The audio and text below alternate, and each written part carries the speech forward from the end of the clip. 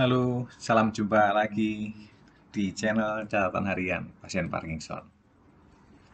Semoga perjumpaan kita yang sekian kalinya melalui video ini tetap sahabat-sahabatku semua dalam kondisi sehat, dalam kondisi masih bersemangat, dilancarkan segalanya oleh Tuhan, termasuk lancar rezekinya, dan kita masih bisa tersenyum dan jangan lupa bahagia.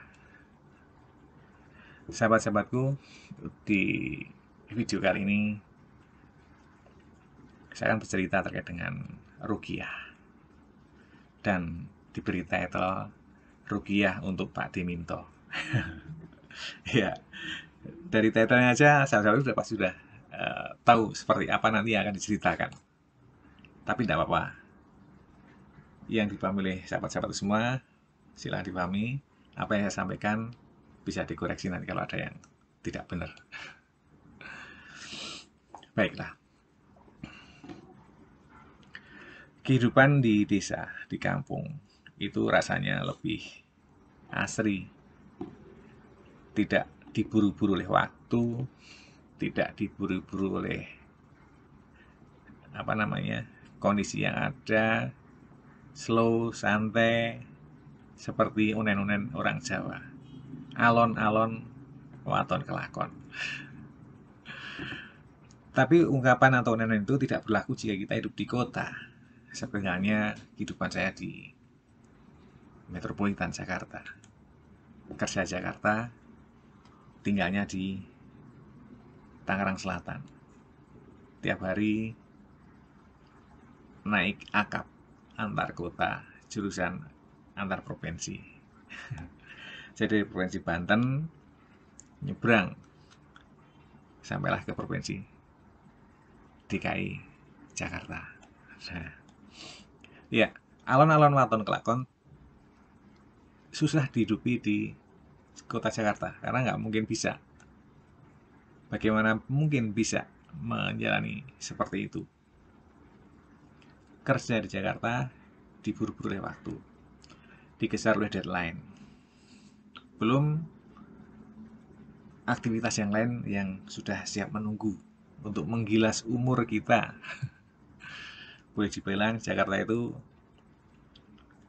waktu kita habis di jalan. Kalau tempat tinggal kita jauh dari tempat pekerjaan, benar habis di jalan. Rata-rata dalam seharinya kalau saya masih Jakarta dan masih kerja yang lalu, belum pensiun dini seperti sekarang ya. Sekarang nganggur kan, nggak ada yang ngejar-ngejar. Kalau yang ngejar-ngejar nanti kebutuhan. Ya, paling tidak satu hari itu waktu habis di jalan, hanya hilang di jalan dalam perjalanan. Berangkat 1 jam, pulang paling cepat 1,5 jam. Berarti 2,5 jam sampai 3 jam habis di jalan. Nah, otomatis ketika di jalan sudah terlalu lama dan diwarnai oleh aura-aura kondisi-kondisi yang kita lewati dalam perjalanan tadi, entah ketika di lampu merah disodok orang atau nyodok orang, di mana kita harus mengumpat gundulmu misalnya atau jangkrik itu sudah marahi pikiran kita, sehingga ketika sampai di kantor pikiran kita tidak fresh lagi, tetapi masih membekas menyisa terkait dengan apa yang kita alami dalam perjalanan menuju kantor tadi. Lain halnya ketika di desa, di kampung. Lain halnya juga ketika saya menjalani proses pengobatan selama 1 tahun tinggal di kampung. Ya rasanya bangun pagi itu nggak ada yang mengejar-ngejar. Walaupun kalau kesiangan ya nggak enak dengan sepupu saya atau dengan simbah ya. Karena mereka itu jam 4 pasti sudah bangun. Persiapan sholat subuh. Kemudian siap dengan perangkat kerja di sawah, dijepakno, disiapno untuk berangkat ke sawah nanti pagi-pagi supaya tidak kepanasan atau terlalu siang, sehingga masih betah, masih kuat untuk menjangkul lah, kemudian mengurusi tanaman cabai lah, mengurusi tanaman jagung lah, dan sebagainya seperti itu. Jadi memanfaatkan waktu yang masih pagi, masih segar untuk mengerjakan sawahnya. Itu kalau di kampung. Ya. Saya juga merasa kecipratan ayamnya di kampung. Walaupun sudah tidak menempati lagi saya, tidak bertani lagi saya, tapi punya kesempatan untuk merasakan asrinya di kampung, guyub rukunnya di kampung, antar tetangga saling menyapa, ya, saling menghormati, ya, berbagi rezeki, itu saya alami. Apalagi ketika mereka tahu, oh Pak Diminto itu baru sakit. Nah, dari situlah akan kelihatan tanaman yang kita tanam dahulu dan akan membuahkan buah-buah yang oleh Tuhan diberikan melalui orang-orang sekitar kita, baik di ring 1 atau ring 2, ataupun orang yang mungkin jauh dari tempat tinggal kita datang ke tempat kita karena tuntunan Tuhan. Nah, itu saya alami ketika cuti tahun pertama, cuti sakit itu di kampung terjadi seperti itu. Tidak jarang pagi atau siang atau sore itu yang masih saudara-saudara saya juga, famili saya, anaknya sepupu, berarti perunan ya, perunan.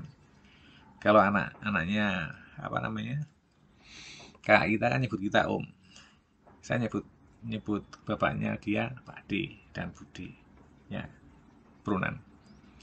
Itu jam 9 jam 10 kadang datang nenteng ikan gabus yang masih disentengi itu ya. Pak D itu Pak D digoreng. Walaupun saya nggak bisa goreng sendiri, tapi seneng melihat mereka apa ya, dari kecil udah berlatih untuk peduli pada orang. Ya.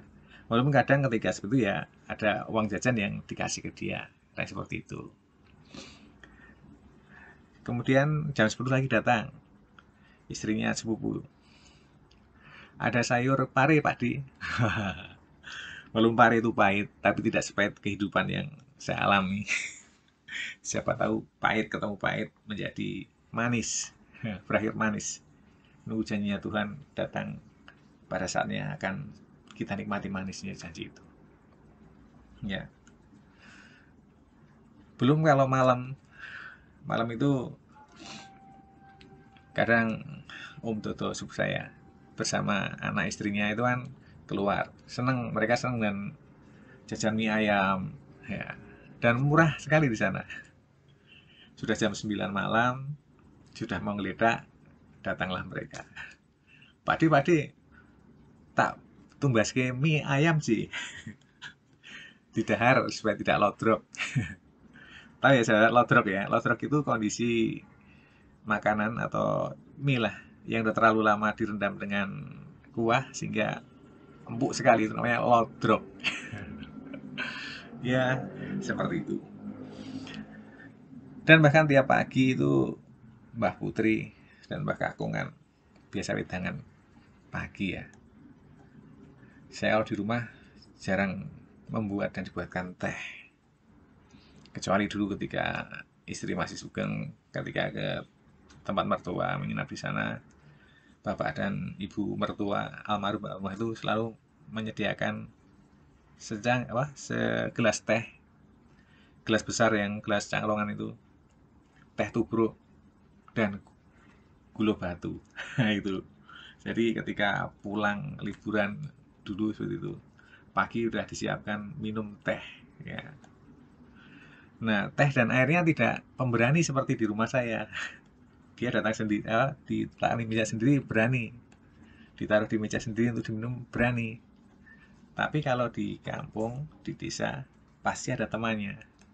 Contohnya, sudah siapkan minum oleh bapak dan ibu, kemudian apa namanya, adik ipar datang, masih kita gawaki konco ngombe. Bukannya apa, gorengan, ya macam-macam gorengan, ada pisang goreng, ada mendoan, dan yang lainnya yang di kampung itu murah, sangat murah. Nah itu.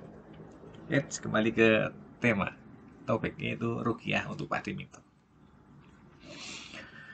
Ya, di kampung sangat kental terkait dengan pemahaman kalau sakit itu tidak selalu diobatkan dokter,